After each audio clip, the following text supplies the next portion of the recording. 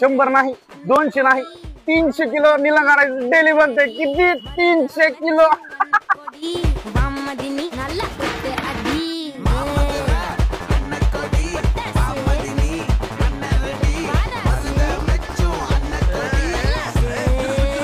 मागच्या 10 वर्षापासून सकाळी 7 ते संध्याकाळी 7 पर्यंत हजारो लोकांना खाऊ घालणारे एकमात्र ठिकाण म्हणजे सागर राईस.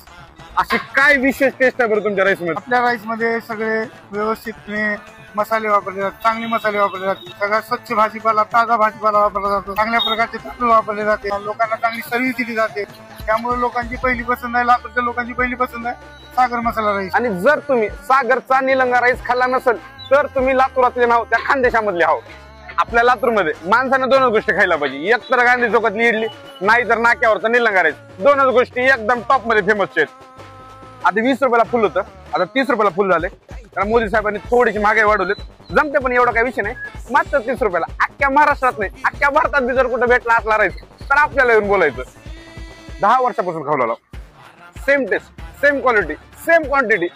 निलंग्यापेक्षा बी भारी निलंगा राईस जर कुठं खायचंय तर आपल्याला सागर राईसवर यायचं लातूर मध्ये.